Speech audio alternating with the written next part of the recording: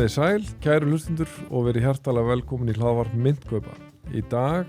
föstudagurinn 5. júní 2026 og Bitcoin í $60.413 og hjá mér sestur Björn Harðarsson. Vertu blessaður, Björn. Sæll og blessaður. Ég ekki 100% á því, en ég gæti trúa því að þetta sé mesta lækkun milli þátta í sögu þessa hlaðvarps. Já, það geta alveg verið, sko.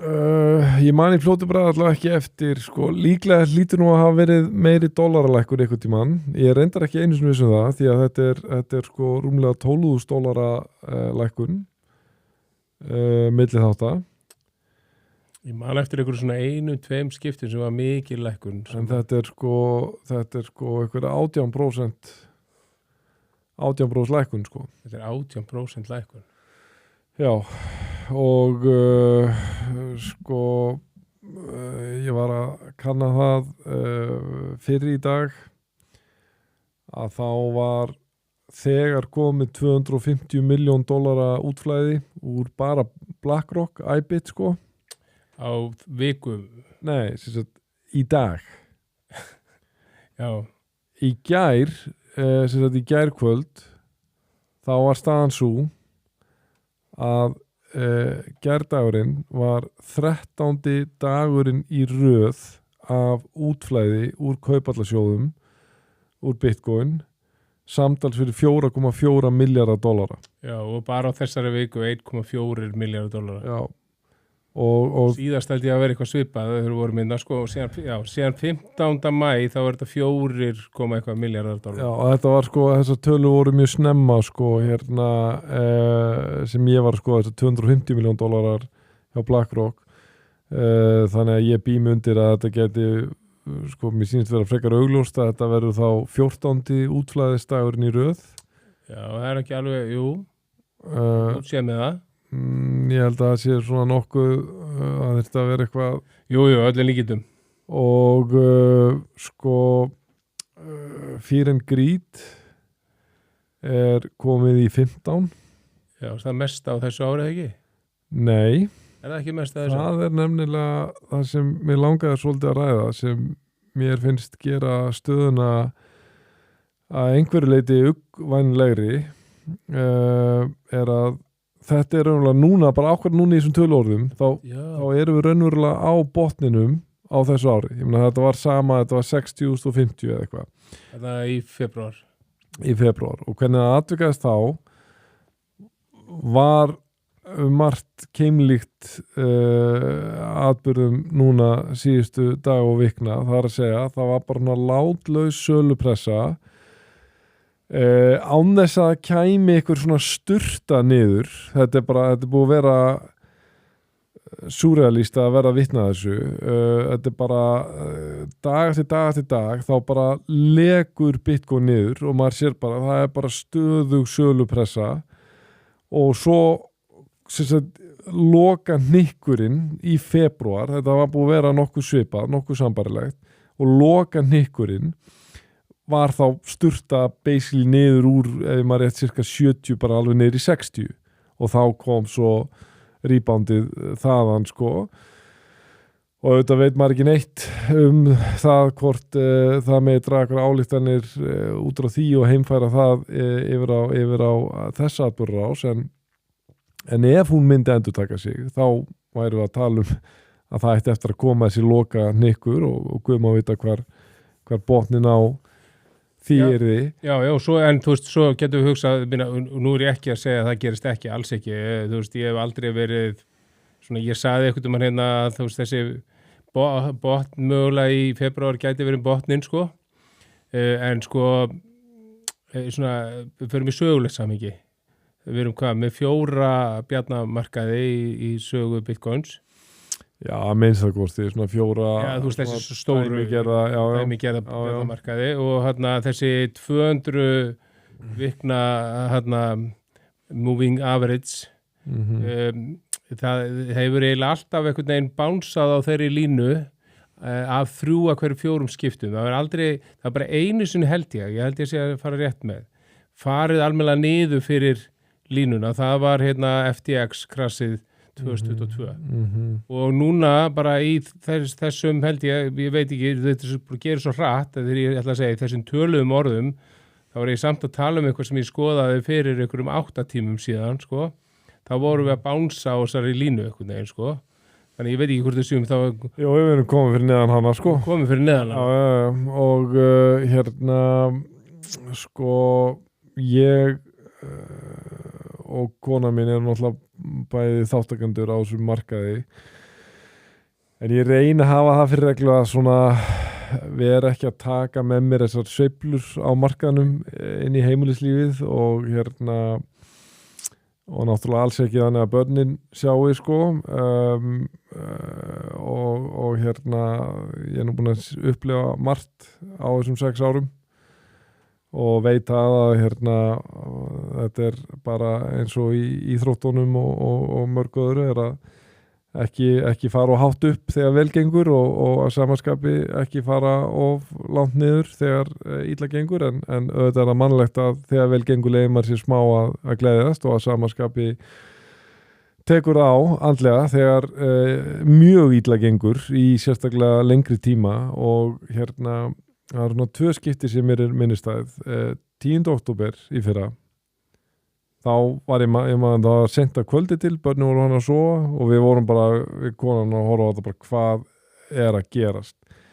og ég man sérstaklega var hann alveg bara, þú veist, þráttur að hún sjóði í þessu, búin að náttúrulega miklu styttri tíma en ég í þessu, þú veist, þetta var alveg bara svona tráma að horfa á þetta núna sem ég geri aldrei þegar ég vakna, ég lít á síman og fyrsta orðin sem ég segi er bara Jesús almáttur hvað þetta er orðið brútal og þú veist þannig að þú veist, þetta er alveg bara svona já, þú veist, þetta er og sko við höfum alveg ýmislegt að fjalla í þessum þætti en ég held að þetta sé alveg þáttur sem svona það þarf að fara dálítið í fundamentalin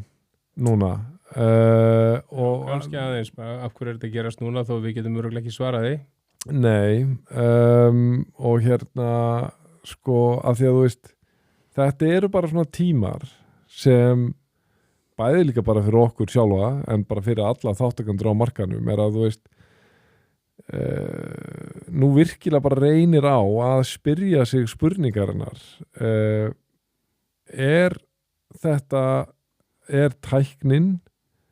er framtíð í henni, er þessi tækni komin til að vera og breyta heiminum er þetta koncept sem Bitcoin er sem sound money sem gott store of value góð eign til að geyma verðmæti yfir lengri tíma er þetta koncept sem ég hef trú á og það er enginn sem getur svarað þessu nema hver fyrir sig sko og það er auðvitað augljóst hver okkar trú er við erum alveg gagnsæir með það segir sér sjálft en þú veist því að sko ég skal bara alveg strangheila með það þú veist yfirleitt hafa þessar sveiflur ekki mikil áhrif á mig andlega, ég er bara búin að vera það lengi en í viðkynni þegar þetta er orðið svona og sérstaklega þegar maður eitthvað veginn er ekki að sjá nein ummerki að þetta gæti fara að snúast við það er bara, stemningin er bara svo maður upplifir bara neitt, það er einn maður í heiminum að kaupa Bitcoin í dag og það er Michael Saylor og reyndar er fyrirsögn vikunar að hann var einmitt ekki að kaupa, hann var að selja Bitcoin fyrir maður að sé við það í þessu þætti seldi nú að vísu bara 32 Bitcoin fyrir bara að sé við það samt en mér langar að koma með samt inn í eitt Stólunur hljótubræði hvað hann heitir sem er með Swan Bitcoin það er náungi sem hefur svona í gegnum tíðina farið svolítið í töðunar á mér af því hann er svo hrókafullur, hann er neða svona arrogant Bitcoin mögsum að því sögðu þá er hann augljóslega búin að gera mjög góða hluti með Swan Bitcoin sem er sett fyrirtæki sem miðlar eingöngu Bitcoin, það er Bitcoin only plattform og hann kemur reglulega með fréttabréf og ég var að lesa slíkt bréf frá honum í gær þar sem hann var einmitt að segja ekkert ósvipað og ég er búin að tala hérna, þetta eru krefindi tímar en hann var að benda á það að sannleikurinn er samt sem áður sá að ég held að af þessum 20 milljónum bitcoina sem er í umferð að vísu náttúrulega vitum að það er einhverja milljónir sem eru bara glataðar þannig að nú alltaf að telja þær með en þá er þetta bara 2 milljónir bitcoina sem eru á hreyfingu þessi sem sagt, stóru veski sem á að halda á bitcoin til lengri tíma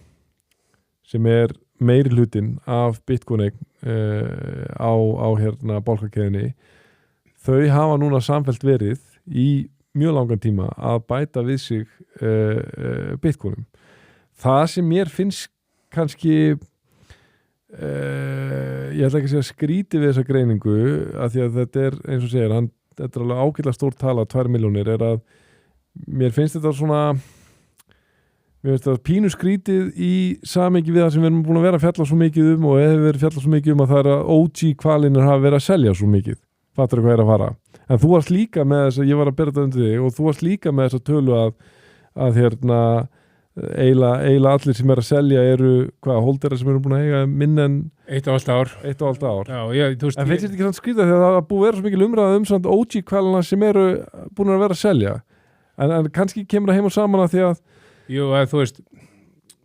sko, það er líka verið bara mikil sveiflur á kaupum og sölum á Bitcoin yfir höfu, sko og þú veist, þú þarft að sjá þetta bara á svona on-chain data og þó að sé alltaf erfitt að greina niður í, þú veist, þessa kaupallasjóði hverjir þetta eru nákvæmlega, sko, þá er þetta er 1,5 ára eitthvað og ég fattaði mér að þeir varst að segja þetta, eitthvað sem ég glemdi fyrir þáttin, ég með þess að bara var að pósta inn á Twitter í morgun þar sem Vintermute var að segja að sko á sama tíma og allt þetta kaupallasjóð útflæði búið að vera að þá eru mikið long-term holder búin að vera að kaupa í gegnum OTC desk á cirka 72.000 þannig að það er alveg fullt í gangi á bakvið og eins og við höfum talað með kaupallasjóðina minna, þú veist, einhverju leiti er þetta svona móti ykkur short, þetta er eitthvað svo mikið. Já, ég held að nú gangi hæflega ég sagði líka einhverju leiti, svo líka eitt sem að kemur aldrei fram, sem að skipti kannski ekki endilega öllu máli í þessari umræðu og það er það að, þú veist, ég hef séð tölur sem að, þú veist, við erum alltaf að tala um TradFi, það er að segja að það sé traditional finance sem er að kaupa þeirra og selja núna, en þú veist, ég hef séð tölur alltaf upp að 65% af öllu BlackRock kaupallasjónum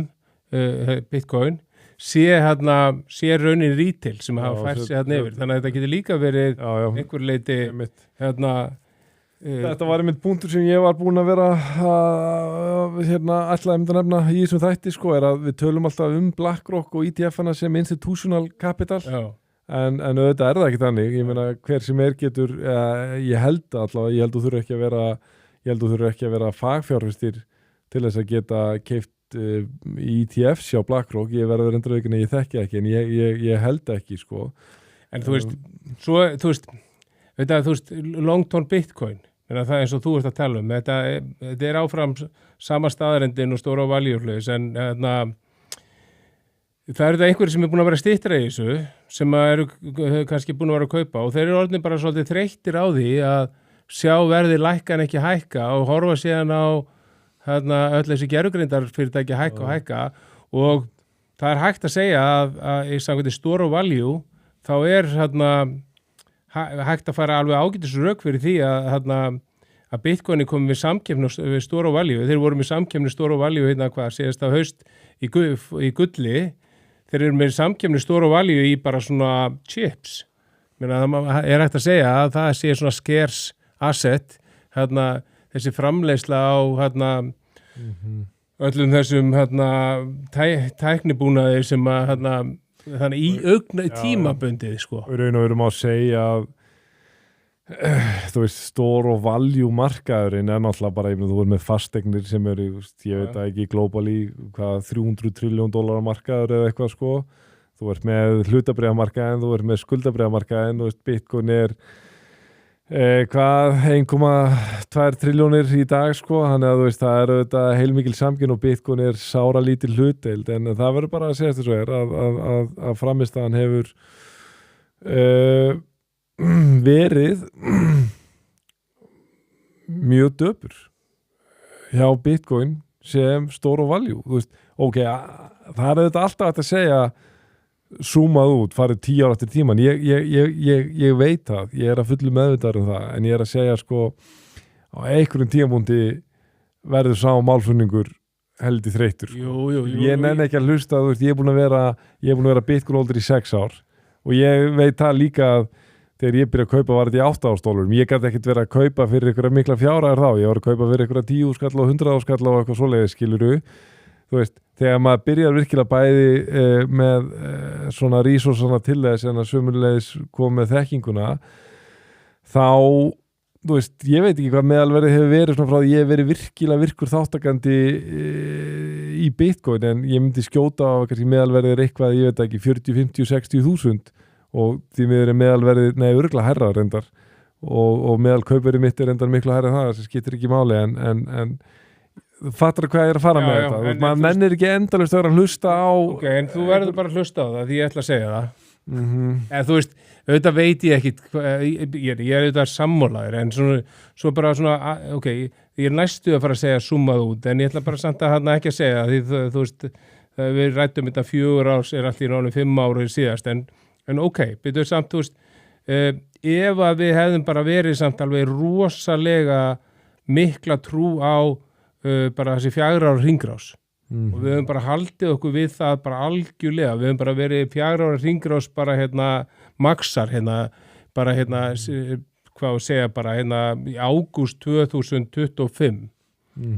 Þá hefðum við sagt að, þú veist, að við myndum vera komið langt niður. Það er raunverulega bara nákvæmlega þetta væri að gera sem er að gera núna. Og júni er bara næst versti mánuður í sögu Bitcoins og sérstaklega í bear market sem eins og þessu ári í 4 ára hringrásinni. Því miður er þannig að versti mánuðin ágúst, þannig að við bara you ain't seen nothing yet, kjapil, sko. En þú veist, það væri rökin fyrir þessu, rökin á móti væru að þú veist, við fórum ekki það mikið upp og það er líka svolítið erfitt. Sko. Það er alveg vandamáli er að ef maður ætlar að taka þetta alla leið að bara, þetta hefði allt komið heim og saman við þessar kenningar 4 year cycle, þessar 4 ára hringrás. Það sem vantarinn í það er að þá gengur ekki upp að Bitcoin náði ekki einu sinni að 2x toppin frá 2021. Já, en 4 ára hringrásunni við prósentulega séð þá ættum við alveg að fara niður í 40.000 eitthvað, en eins og þú segir, í prósentulega séð fórum við bara svo lítið upp. Sko. Og þetta sýnir bara það, þetta er allt svo varhugavert, sko, mér finnst að allt þetta er gagnlegt að hafa til hliðsjónar. Þetta er alltaf mjög, og sérstaklega núna þegar hún er svona svolítið að fá byrjundi báða vangi í kjölfæri þessa verðfalls á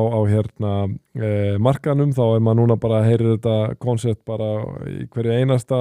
podcasti sem maður hlustar á krypto, það er þetta 4 year cycle og þetta sé að spila svona út. Svo öll þessi technical analysis viðmið, support og sem ég veist allt reyndar að vera bara ég meina 63, 64 og 68 að vera, skilur eitthvað svaka support og og 70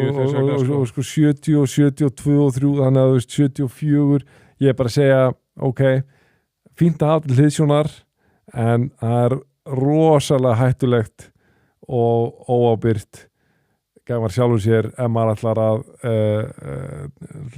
hlusta á svona kenningar og bara taka þeim án fyrirvara. Já, en það sem að við getum samt allan sagt svona almennt kannski, þú veist að ég hef verið að sjá bara fullt af fólki bara yfirgefa bara, allan í færslum, en að það Ryan Selkirk sem búin að vera hann í 14 og segja bara ég búin að eða 14 og mér ekkert og við vorum að tala hann David Hoffman og Ethereum og Hoskinson, já, Cardano. Já, við getum komið inn á það eins og mér að Mark Cuban. Já, ok, Mark Cuban og hann kannski passar ekki inn í þessar svona long term svona... Nei, hann engin krypto, hann Hoskinson að yfirgefa Cardano vílíkt högg fyrir Cardano enda það sko ekki, það er alltaf lækka, við erum bara búin að tala um Bitcoin hingað til sko, Solana var þegar ég aðtökaði á hann í $64 Ethereum var undir $1600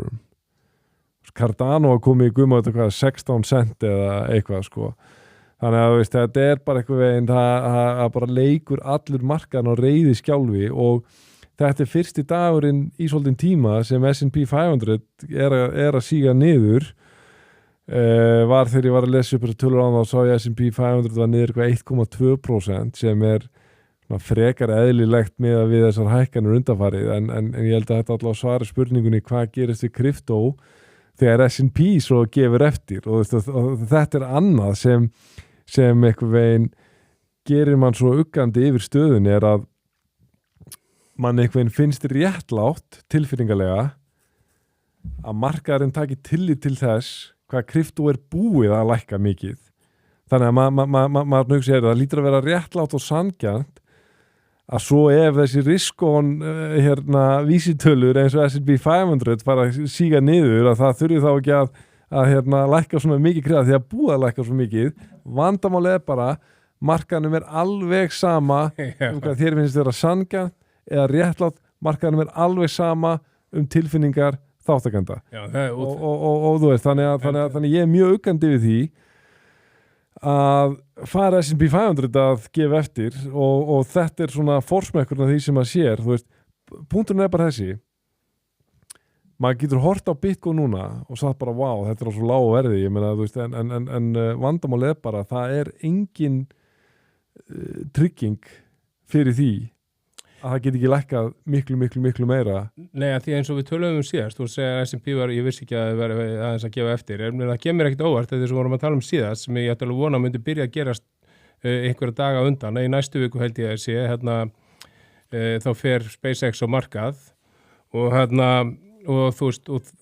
það talið að það sé fullt af fólki að fara úr öðrum fjárfestingum til að geta keypt í SpaceX og þið gera það ekkert bara daginn sem fyrir á markað. Nei, eitt sem ég finnst það skrítið sko ok, ég meina, þú veist, verðmiðin á verðmat félagsins hvað að tala um $800 miljardar, $1,8 trilljón en sko það er valuationið á fyrirtækinu útboðið 75 miljardar sem ok, heilmikil peningur en svona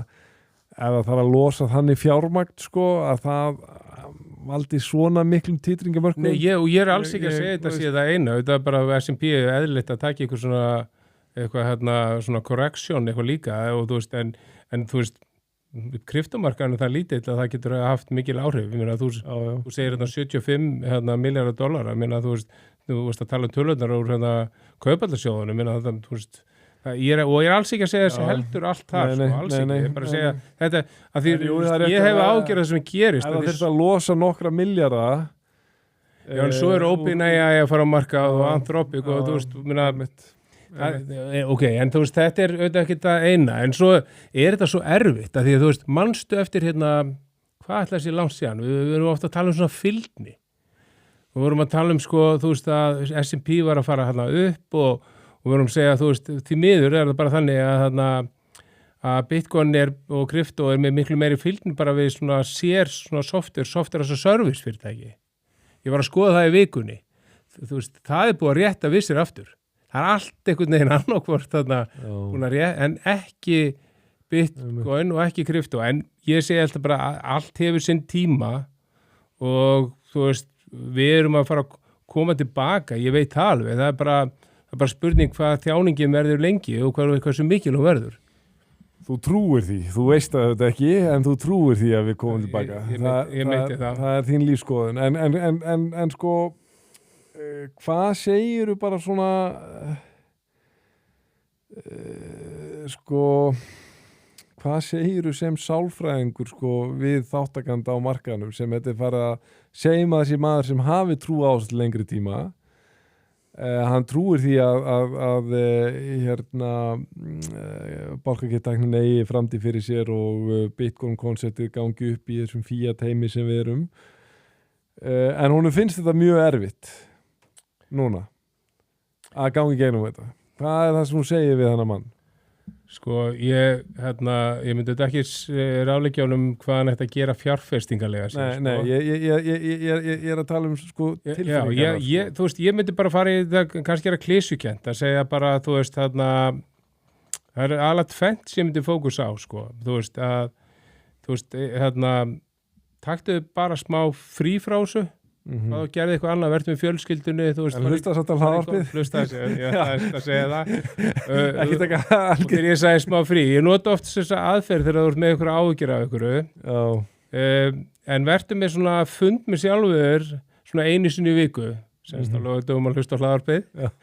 Þar sem þú mátt bara kafa í þetta, fara í þetta, en þess á milli reyndar stíga út úr hugsunum þetta bara svona, og ef það kemur eitthvað nýtt upp í hugan á þér á 50 degi en þú ert með fund á lögudegi, þá segi punktaði bara hjá þér í notes í símanuðinum og segi tekið það fyrir á kryptofundunum mínum á lögudaginn.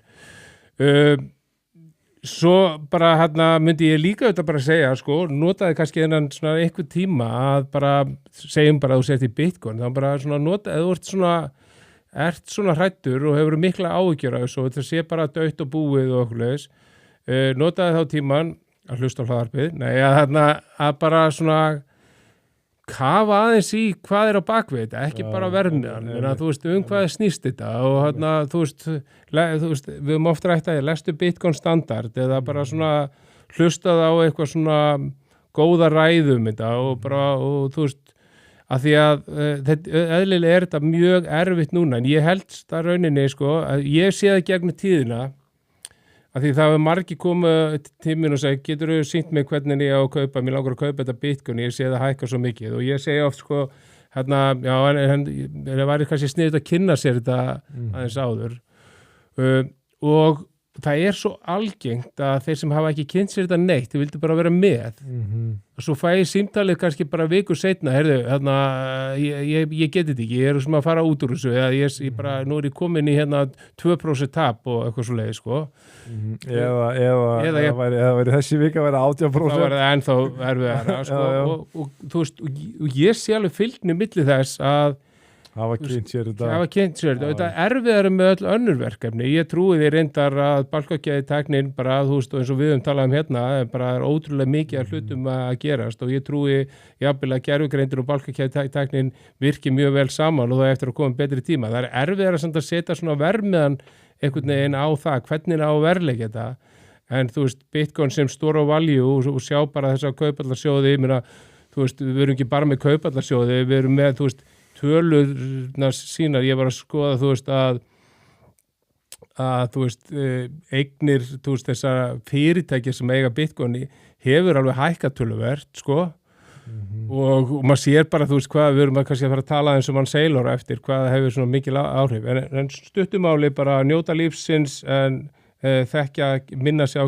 kjarnahugmyndarfræðina, sko. Já. Vel sagt. Ég held að sé einmitt bara við hæfi, sko, það var nefnilega frétt á viðskiptablaðinu í dag. Frétt í viðskiptablaðinu í dag. Umfjöllun. Fyrir svona var eitthvað á þá leið. Bitcoin fellur eftir sjaldgæfa sölu eins helsta stuðningsmanns, eitthvað svo leiðis. Mynd af Saylor. Og sko, mér fannst þetta svolítið áhugaverð nálgun hjá Vísindablaðinu. Í sjálfur sér fannst mér umfjöllunin heilt yfir bara alveg í lagi, fullkomlega eðlilegt. Ég meina nú, það er fréttnæmt að Bitcoin sé að lækka svona mikið og krypto sé að lækka svona mikið. Ég skil mjög vel að því séu gerð skil. Og og það var tekið fram til að þeim til tekna að Saylor seldi, eða Strategy seldi aðeins 32 Bitcoin. Já, sem er 0,04% eða eitthvað. Já, ég meina hann er með 800, hann er búin að kaupa 800 og 1000 Bitcoin. Já. Og seldi þetta og ég meina í sjálfsög kemur þetta ekki á óvart því að hann var búinn að tala um þetta fyrirfram sko og seldi þetta til þess að standa undir ykkur greiðslubyrði af þessum fjármálagerningum. Ég er með ykkur aðra kenningar um það líka reyndar sko. Og en enga síður þá er það svona svolítið tákgrænt að Never Sell lítirinn sko sé núna að selja og en það var eitt annað sem kom fram í þessar umfyllinu á Vísindablaðinu sem ég fæ nú ekki með nokkru móti séð að standist. Það er svona eina sem ég sjálfsins finna að þessari umfyllun er að þar segja þér sko bara já, þetta er búið að vera mikil vonbrigði með krypto og svona og að bundnar hafi verið vonir við sko framgang Clarity frumvarpsins en það hafi strandað í öldungadeildinni og það bara stenst enga skoðun. Það er einmitt þvert á móti, það hefur ekkert strandað, það er í rauninni verið afgreitt úr þessum nefndum og nú er verið að gera ráð fyrir því jável bara núna í júni að vísu þreytandi að þetta er heldur þriðja hlaðvarpið sem að segja að það er búið að setja einhverja dagsetningu á það held ég en eitt sem ég vissi ekki með öldungadeildina að því að nú er þetta 100 þingmenn ég hefði haldið að sko 51 væri nóg eða væri allir að greiða atkvæði en það þarf 60 já ok Samkvæmt því sem ég var að lesa að minnsta kosti, mögulega er það misjant eftir eðli frumvarp eitthvað svoleiðis, ég þekki það ekki en ég gæti ekki betur séð en að það þyrfti þennan aukin meiriluta 60 af 100 að samþykja. En ok, þannig að selur nánast ómælanlega tölu, þetta var það lítið í stóra samminginu. Þetta er ekki einu sinni dropi í hafið með að við útlæði kaupallasjóðana sem dæmi síðustu daga en að mörgleiti er þetta að fá ekkit síðri athygli sko að Strategy hafi selt og það var einmitt svona mím sem sýndi sko að ok, Strategy kaupi fyrir nokkrum vikum $2 miljardar byggu fyrir $2 miljardar eða eitthvað og það má greina með svona einu pínu litlu grænu kerti sko svo selur hann fyrir $2,5 milljón og það var bara capitulation red candle. Sko, má ég aðeins fara í þetta svona smá pælingar í þessu. Ég reyndar sko, þegar ég labbaði út úr þættinum og kvaddi þið síðast, bara þá kveiki ég á X-inu, það var á föstudegi, og þá sé ég frétt að Michael Saylor væri búin að senda eitthvað Bitcoin á Coinbase Prime. Þannig að undanfarinn kom þá þó tilkynningin hefði síðan komið í eftir helgina og hann seldi þetta í maí, hann seldi ekki í júni, það er bara tilkynningin kemur í júni sem er svolítið svekk fyrir þá sem að spáðu ykkur í maí á þessum prediction market þessum skiptir ekki máli en sko svo selja hann þessi 32 sem við segjum, sé í rauninni ekki neitt og þú veist, og ef þú er í svona mikið að pæla í þessu þá er þetta kannski bara svona hægt að segja þetta sé ykkur leiti bara jákvæmt, þetta er bara þá frá einhvern veginn sko þú veist, þú sagðir einmitt að vera að borga til að borga eitthvað svona hann hefði alveg getað tekið meira af þessum sjóði sínum til að selja, ég held líka sko það er svona ég er með svona ýmsar pælingar sendi, ég held að hluta til hafa hann líka selt sem að kemur kannski ekki vel út til að sjá hvernig markaðurinn myndi bregðast við því og seldi þá bara lítið ok, kemur í ljósa markaðan bara, hann getur bara að lesa að markaðan bregðist illa við og hann getur allan ekki sagt að markaðan ekki bregðist við hann getur ekki komist að þeirri nefnst svo þetta miklu fleiri sem segja það að þú veist að þetta var bara svona strategist svona mjög mikilvægt fyrir hann að því þú veist hann er auðvitað að gefa út þessi stretch skuldabréf sem eru með mjög mikið svona yfirsýn yfir, fjármála eftir heldur mjög mikið svona einhverju svona leggja mjög áherslu að það sé bara, þú veist, allt rétt gert og þessi tilbúni til að mæta öllum skuldbindingum og svo framvegis, sko, og ég veist sem einhvern sem tók viðtal við hann ekki alls fyrir löngu, þar sem að í fyrsta skinn sem hann tekur við, hann oft tekið viðtal við hann, þá var beðin svona handrit fyrir fjármála eftirleitið af bara því sem þeir ætlaði að tala Ég held að hann hafi líka verið að sýna markaðinum að hann væri tilbúin til að selja til að mæta skuldbindingu sínu. Og það kannski bara mjög mikilvægt. Hins vegar erfiðasti hlutin í þessu sko er að líka við maður hringi í hann og segja, heyrðu, fyrst að þú búin að selja, þá vil ég að þú borgi mig til skili nýránum mínu sem ég seldi þér. Af því að hann búin að vera með svo stór orð, sko. En það gleymist samt svolítið að hann hefur selt einu sinni áður. Já, 2022. Já, þá seldi hann 704 bitcoin. Ég verði ekki, ég vissi það ekki fyrir en bara núna ég var annarkvort búin að gleyma þessu eða vissi þetta ekki. Það hefur aldrei verið talað um þetta. Já, nei, þú veist, ég hélt að við verum til að byrja með þegar ég sá þetta núna á mánudaginn, þá hélt ég að verum að tala um að fyrsta salan hans, en þar var hann að selja í tapi út af eitthvað svona skattalegu einhverju. Já, og var það ekki líka eitthvað til þess að hann var Gary Gensler náttúrulega yfir bandaríska verðbréfaeftirlitinu og ég held að það hafi verið eitthvað sko einhverjar áhyggjur sem SEC var búið að viðra í tengslum við það að sem sagt sko þú ert fyrirtæki á markaðnum með gríðarlegar skuldbindingar og gríðarlegar skuldir og greiðslubyrði og svo er þetta alltaf að segja sko ég er að kaupa bestu eignina á markaðnum og ég mun aldrei selja hana og þá er þetta vandamál sko bara ok, þú ert búin að segja það fyrir hann að þú mun aldrei selja ykkur eign. Já. En er samt með hann í módel að þú er stöðugt að vera að standa sko undir greiðslubyrði af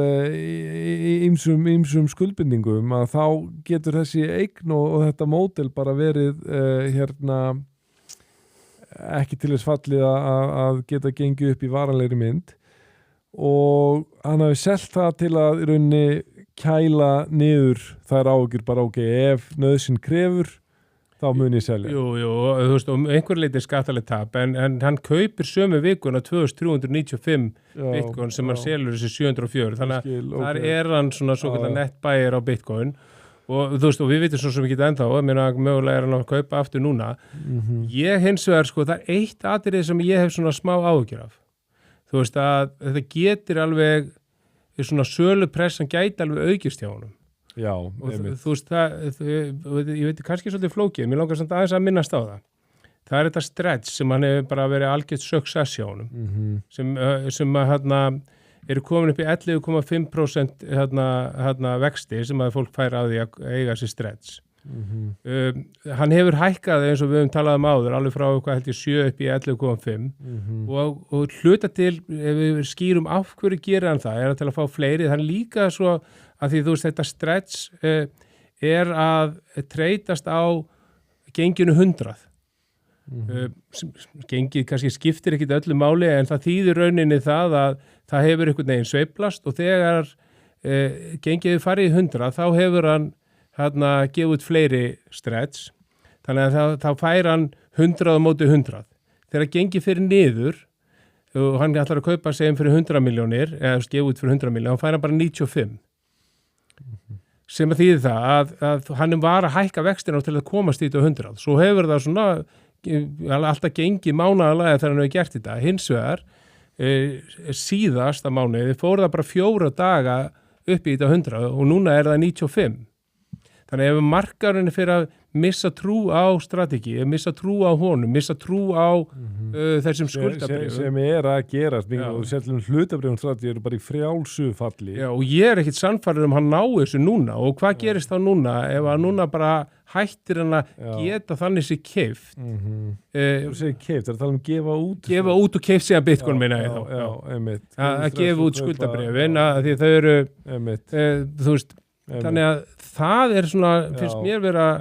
smá áhyggjuefni að þú veist, auðvitað á hann einhvern forða til að borga vextina í 6 mánuði en þú veist,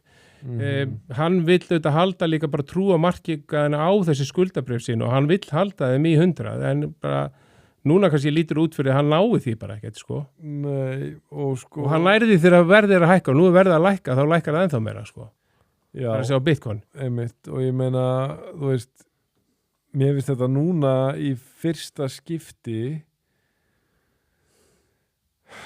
ég myndi segja að þetta sé í fyrsta skipti og maður hefur verið meðvitaður þennan áhættu þátt lengi en ég myndi segja að þetta er í fyrsta skipti sem ég í alvörunni farin að hafa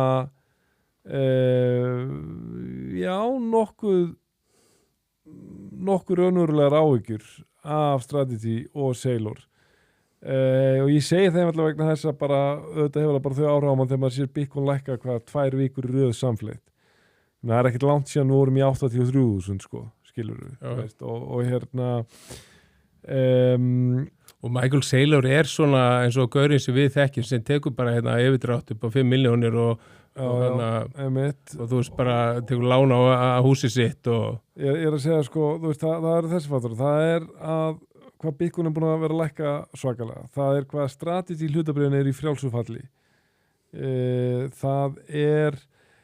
hvað hann hefur náttúrulega verið og sérstaklega svona undanfarin 2 ár verið að einhvern stigmagna þessi kaup alveg svakalega og einhvern virðist vera svona fjármagna þessi kaup með meiri og meiri áhættu leiðum sko og þá ekki maður bara ok ég hef nú haft orð á því hérna í þessu lagarpi að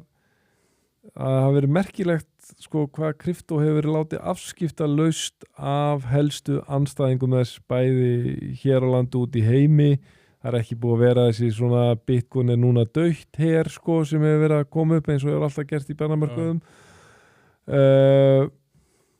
og ég þú veist að mörgleiti er að breyta allavega þess að jú ok, mögulega er það þeim svona ágætli fersku minni að ég meina því að Bitcoin væri 70.000, 80.000 eitthvað, það er svona kannski pínu kjánald að vera að tala um þessi dautt þegar það er ofar en toppurinn var 2021 pluss þú ert með Mika í ESB og þú ert með hérna Clarity Act og náttúrulega auðvitað ETF-ana, BlackRock og þannig að það er svona einhvern erfiðara en katalistinn sem ég trúi því að gæti virkilega endurvakið þennan her og þetta narratív og svona virkilega gert þetta að þú er komin í svona mjög hostile bear market territory ég finna núna ég farin að tala aftur ensku þegar maður orðin svona tilfinningalega víraður sko að það Strategy og Sailor springa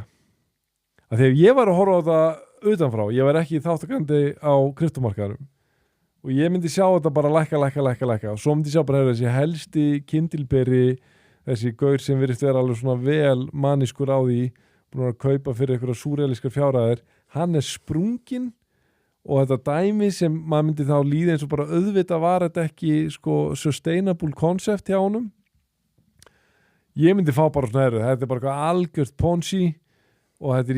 og guðum að vita hvert verðmiðin myndi fara ef þetta myndi gerast, ef Strategy myndi springa, ef við sjáum bara hvað sko eitthvað útflöð upp á $4,4 miljardar á 13 dögum hvað það gerir við verðið en sko, við erum að tala um miklu meiri sko, við erum að tala um 50 miljardar núna sem Strategy heldur á sko en ef við samt róum okkur aðeins Já, ég er bara að segja þetta er faktor, þetta sviðsmynd sem out there sko já, en ég ætla samt að lega mér að samt að svona aðeins að róa þennan faktor og segja, ég held að það sé kannski frekar ólíklegt að Strategy sé að fara að springa í augnablikinu eins og á næstunni menn að þeir eiga með þess að forða af peningum sem ekki Bitcoin í dollarum talið til þess að borga þessa vexti. Ég hef ágjörðað þeim til lengri tíma reyndar, en það sem að kannski mér finnst vera meira í nútíðinu út frá þessu sem ég var að segja líka áðan. Sko, þrátt fyrir allar þess að jákvæðu katalista og þá þetta búið að vera hálfgerð bara kreppa og eins tökum Bandaríkin, ef það væri ekki fyrir þess að gervigreindar með þess að sá ég tölur í dag sem að það voru reyni bara eitthvað 6 fyrirtæki eitthvað sem að halda upp í S&P svolítið 40% af öllu hækkun eitthvað sem meira heldur en hérna í .com tímabilinu að þú veist, ef það væri ekki fyrir það þá væri við í kreppu og þar leiðandi líka í þeir sem að kaupa Bitcoin við höfum talað ef að Michael Saylor var ekki búin að vera á 1 ár að kaupa svona mikið þá væri verðminn á Bitcoin mun lægri og hvað gerist núna ef hann kaupir ekkit meira? Höldum við. Já, við höldum það. Nei, og það er það sem ég er að segja. Já. Ég hef meiri áhyggjur af því hvað gerist núna ef að kemur bara pása út árið á honum og þá er ég ekki, þú veist, þá er hann ekki að springa en þú veist, hinir hann úti sem hafa bara treyst alltaf á vikulega tölur og Exodus frá Michael Saylor sem segi ég kefti þetta mikið. Mér finnst bara þetta, þú veist, og ég veit að það er argumenti sem þú er komið með sem ég skil alveg, það er alveg lógist að segja sko, að því að mig langar að segja ég er ekki sannfærður að þessi kaup hafi haft neinn góð áhrif til hækkunar á Bitcoin og þú getur svarað og sannleikurinn sá við vitum bara ekki hver sannleikurinn en þú getur svarað, ég getur rétt ímyndaður hver verðmiðin væri ef þessum kaupum væri ekki til að dreifa. Já. Og við bara vitum ekki hvert svarið er í þessu. Það sem ég set spurningamerki við er að sko ég treysti honum bara ekki eins lengur ekki af því að ég upplega hann sem óheðalega heldur meira bara ég upplega hann sem bara þú veist, hann er ekki ég bara spyr mig hvort hann gangi alveg heill til skóar það er engum blöðum fyrir fletta þetta er alveg ofurklár maður. Já. Hann er ofurklár það er bara, þú þarft ekki annað en að hlusta á hann og sjá hvað hann hefur afrekað til að vita það en það er fullt af klárum mönnum sem gangi ekki heill til skóar og sko sem fagmaður þá vil ég ekki greina fólk sem ég hef ekki hitt. Nei en það segi, ég bara spyr mig ég er ekki að fella neina að dóma að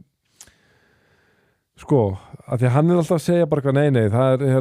engar ágjur, þú veist, við erum ekkert að springa og svo segja hann bara við getum haldið niður okkur andan og bara í 2 ár, við erum með hann Cassisurf forða sko til að standa undir og allra okkar greiðslubyrði. Það sem ég spyr mig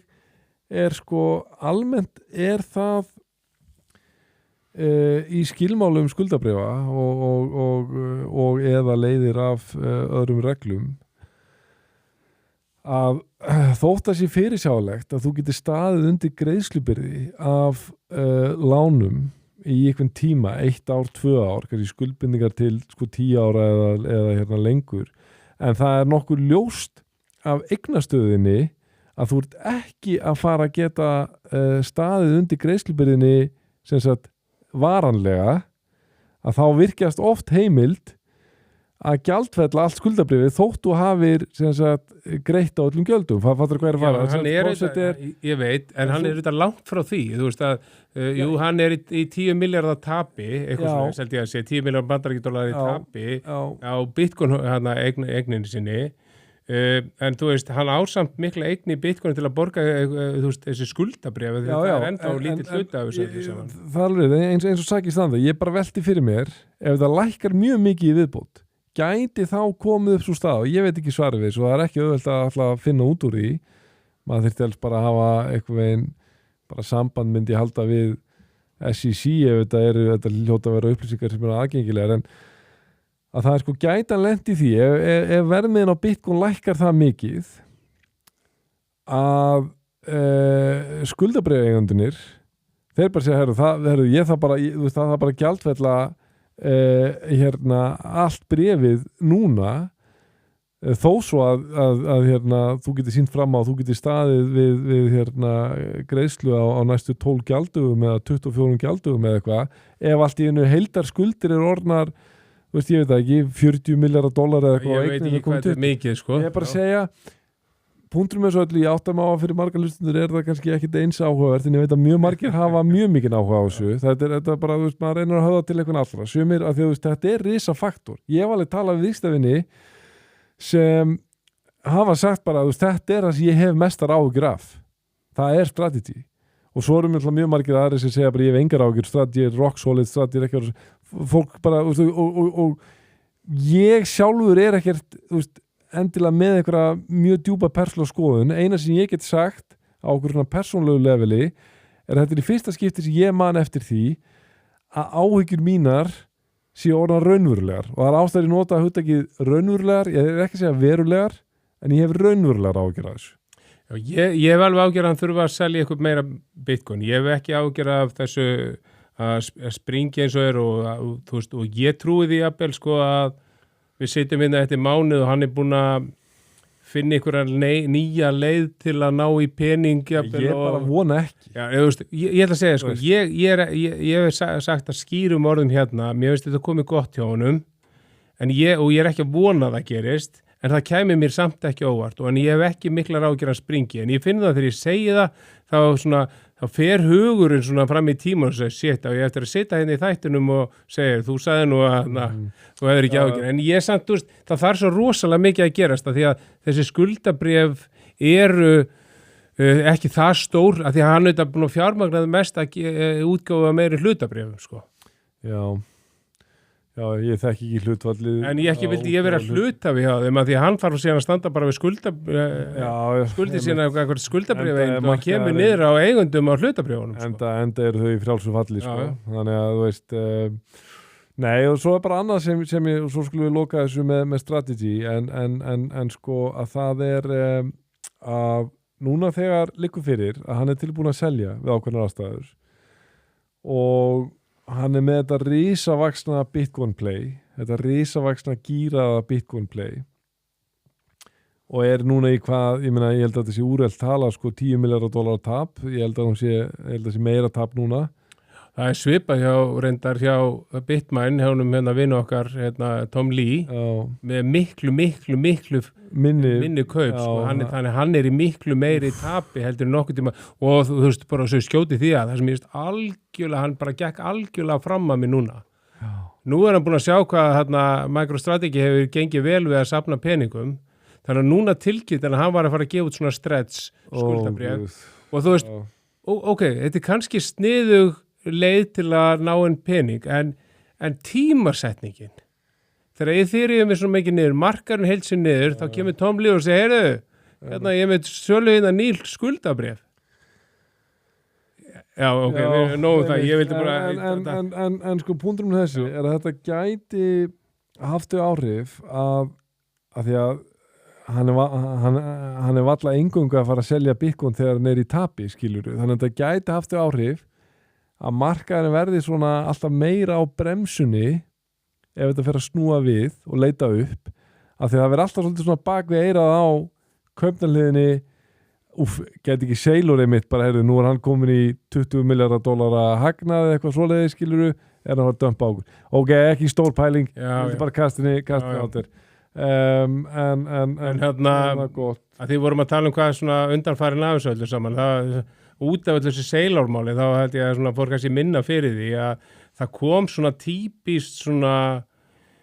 bear market frétt sem að allan í fyrri bear market var að hrista rosalega mikið upp í fólki eitt stærsta ef ekki stærsta gjaldþrot hérna úti í sögu Bitcoins Mt. Gox og Mt. Gox ekki segja í sögu Bitcoins en í kryptosögunni já. Og það 2014 og það ekki ennþá búið að borga fólki og svo framvegis, þú alltaf leigja okkur veskjum sem alltaf fylgst með og það alltaf komið reglulega eitthvað svona fréttir að vera að flytja og mögulega var að fara í umferð og þá kemur kannski sölu mjög líklega að þetta eru fólk sem er búin að bíða eftir þessu í 12 ár sko og það kom frétt að þeir hefur verið að færa 10.400 bitcoin á milli veskja, meira veit ég ekki aftur, þú veist, ég man í síðasta bearmarket þá panikuðu menn yfir þessu ég fannst ekki það var svo mikið panik kannski í gangi í síðustu viku að þetta hafði ekkert eitthvað auka áhrif það færi mig stundu til að hugsa þú veist, það skrítið þegar að koma svona sömu fréttirnar svona neikvæða fréttir svona, alltaf Mt. Gox alltaf Mt. Gox þegar kemur Mt. Gox og Kína þá hugsa ok, það einhver að reyna að hafa áhrif á markaði núna og þú veist, og ég heyrði einum hérna í morgun og sem sagðist hafa heyrt það að menn væru að reyna að ýta markaðinu niður til þess að geta keypt meira áður en Clarity frumvarpið hérna yrði og ég segir, það getur vel verið það sé hlutaði, það ekki nægilegt en ég segir svona svip og ég segir með viðskiptablaðsfréttina Bitcoin svo kryptotóken sem að ég held að Clarity frumvarpi hafi minnst áhrif á sko. Og í raun og veru má orðilega ganga langt að segja hefur bara raun og verulega eiginlega engin ekki nema önnur en þau að sko, þú veist, clarity, þú veist, eins og ég sé þetta er bara rosalega sambarlegt Mika í sko þeim skilningi, þá ekki að tala sko lagabálkana sem slíka, ég er bara að tala skilabúin sem þetta sendir á markaðin og það er bara, herðu, þú veist hvort sem skoðunin er jákvæð eða neikvæð, þú veist, það felst engin slík skoðun í því, þetta er bara nútral, en þetta er óneitt staðfesting á að þetta fyrirbæri sé komið til að vera, því annars væri það sjálfsög ekki að setja einhvern lagabálk utanum það, sko, skilurðu. Já. Og þú veist, það eru jákvæð skilabúin í og jú, allir Bitcoin njóti ekki líka góðs af þeim skilabúðum, skilurðu. En þú veist, svo er bara þetta, ég meina það er búið að tala clarity act og okkur eftirvæntingu clarity act, svo bara gerast fullt af jákvæðum hlutum með það, ég meina það er afgreitt úr þessari banking committee hjá bankadeild öldugöldeldarinnar en hvað gerist? Bitcoin bara hefur rapað 30% eða eitthvað síðan, sko, þannig að þú veist ég veit ekki, og ég meina það verið að tala marstu þegar það var afgreitt úr banking committee, það var að tala einhver stærsti milestone í sögu, krypto og eitthvað, þá er ekki að lítið úr clarity act, sko, ég er alls ekki að gera en ég er bara að segja, þú veist mér finnst vera að ljá þessu aðeins svo mikið vægi. Ef ég hefði raunverulega áhyggjur af því að það væri einhver tekn á lofti bara, herðu, Bandaríkin eru bara að fara að hverfa frá ætla að fara að snúast eitthvað gegn krypto eða fara að banna eða eitthvað svoleiðis, þá myndi ég sjá þetta sem miklu jákvæðara fyrirbæri, skilur hvað er að fara. Það eru engin slík tekn á lofti hjá hvorugum flokki núna, sko. Þannig að þú veist já, ég bara, þú veist, jú, það eru flott að fá clarity act og en þú veist, ég er ekki að sjá þetta sem eitthvað stærsta milestone í sögu krypto, sko. Nei. Er það eitthvað fleira, Björn, sem... Nei, mér finnst það svona að því við erum að tala svona að bera þetta sama við einhverjum svona markaði. Mér finnst það svona athyglisvert að sjá það að venjulega í svona miklum bearmarket eins og núna að þá hefur sko þetta svo kallar Bitcoin dominance, það sé hversu mikið hlutvall af heildarmarkas virði krypto, það hefur verið að hækkað hlutvarslega hjá Bitcoin. Það hefur verið að lækka undanfarna vikur sem er svolítið áhugavert og meira segja sem að gera þetta svona allt öðru sem venjulega. Þegar það hefur síðan lækkað, þá hefur það venjulega verið að Ethereum hefur verið þá að hækka á móti. Ethereum hefur blætt meira heldur en heldur en allt annað. Það hefur verið svona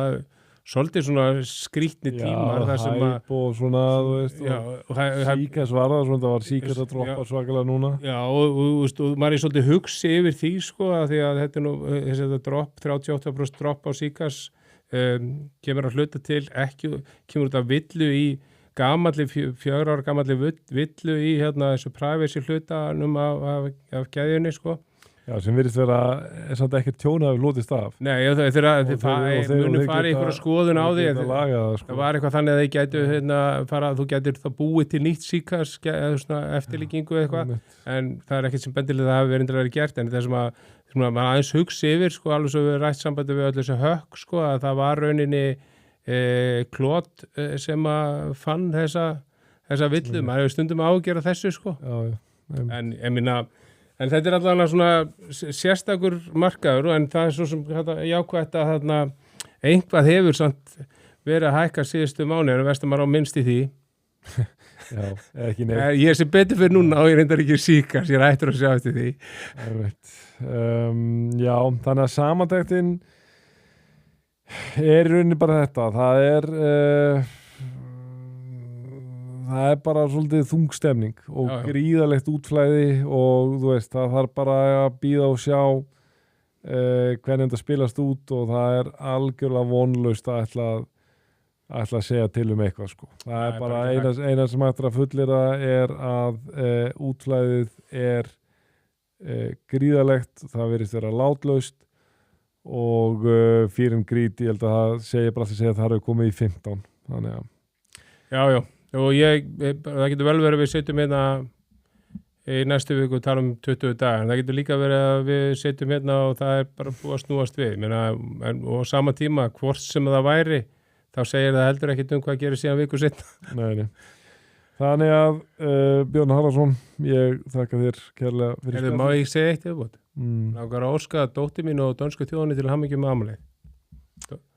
Er þjóðtíð Dana? Dana, já. Já. Ég man það alltaf því að dóttir mín fættist í Danmörku og ég var svo ánæður að þeir hefði flaggað bara hérna á spítalunum og út allt út af því, sko. Það heitist þannig að það var þjóðið þetta árið. Okay. Já, til hamingju með dóttuðina Takk að fyrir. og dönsku þjóðina. Já. Og ég þakka ykkur kæru hlustundur fyrir hlustununa og fyrir áhorið og við heyrumst og sjáumst aftur af vikuliðinni þangað til næst verið sæl.